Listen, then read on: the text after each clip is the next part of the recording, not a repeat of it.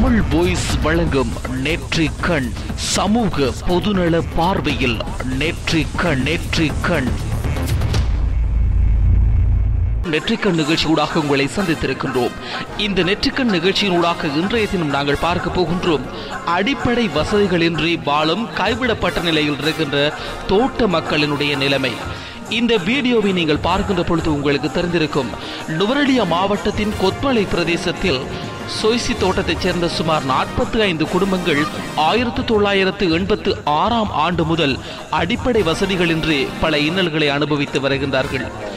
அரசு தோட்டங்களை மக்களுக்கு பகிர்ந்தளிக்கும் செயற்திட்டத்தின் கீழ் மேற்படி தோட்டம் 1986 ஆண்டு மூடப்பட்டு பின் தோட்டக்காணிகள் மக்களுக்கு பகிர்ந்தளிக்கப்பட்டு வீடமைப்பு மற்றும் தேவையான வசதிகள் மேற்கொள்ளப்பட்டன. ஆனால் தோட்ட மக்களுக்கு எவ்விதமான அபிவிருத்திகளும் மேற்கொள்ளப்படவில்லை. தற்போதும் உடைந்த வீடுகளிலேயே வாழ்ந்து வருகின்றனர். 1935 ஆண்டு முதல் கூரை தகடுகள் கூட மாற்றப்படவில்லை என்பதுதான் இங்கு கவலை அளிப்பது. குடிப்பதற்கு நீர், மலசல கூடம், பாடசாலை, மருந்தகம், பாதை மற்றும் ஏனைய உட்கட்டமைப்பு வசதிகள் எதுவுமே இன்றி மக்கள் தற்பொழுதும் வாழ்ந்து வரும் நிலையில் தங்களுக்கு ஒரு நிரந்தர தீர்வினை பெற்றுத்தருமாறு சம்பந்தப்பட்ட அதிகாரிகளிடம் கோரிக்கை விடுக்கின்றனர். இதனைத்தான் இன்றைய நெற்றிக்கண் நிகழ்ச்சியும் உங்களுக்கு கொண்டு வருகிறது. குறித்த பிரச்சனைகள் தொடர்பாக அங்கிருக்கின்ற மக்கள் தங்களது கருத்துக்களை தெரிவிக்கின்றனர்.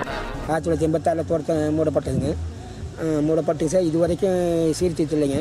அந்த அரசாங்கத்தில் காலத்தில் எல்லாம் செஞ்சாலும் இது வரைக்கும் சொல்கிறாங்க. எந்த ஒரு எல்லா அமைச்சர்மாரெலாம் வராங்க, இப்போ கிட்டத்தட்ட கூட சிபி இருந்தாங்க, எல்லாம் வந்து பார்த்துட்டு எல்லாம் செஞ்சாங்க. ஆனால் இது வரைக்கும் எதுவும் நடக்கலைங்க. இதுக்கு ரோட்டு போகிறதுக்கு வசதி பத்தாதுங்க. ரோட்டு வசதி பத்தாதுங்க. ரொம்ப பிள்ளைங்க பொண்ணுல ஒரு 5 மைல் தூரம் போகுதுங்க படிக்கிறதுக்கு. அது முண்டி சொல்லி மற்றது இந்த லைன் வந்து 1935 கட்டப்பட்ட லைனுங்க. இது வரைக்கும் சீர்திருத்தே இல்லைங்க.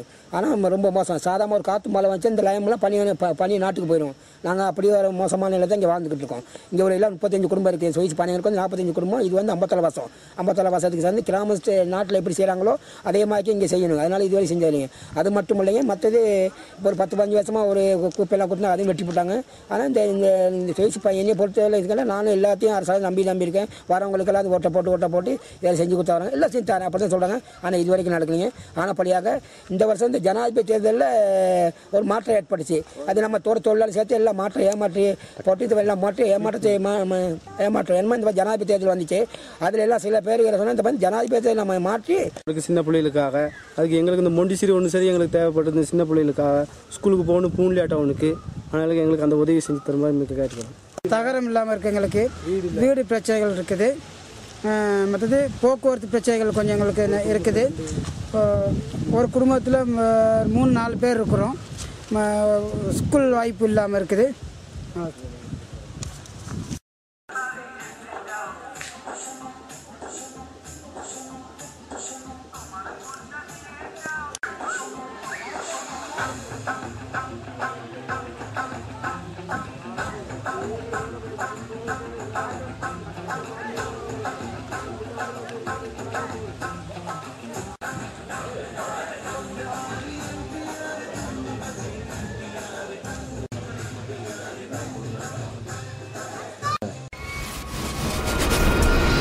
உலக தமிழர்களின் நம்பர் 1 செய்தித்தளம் www.tamilvoice.com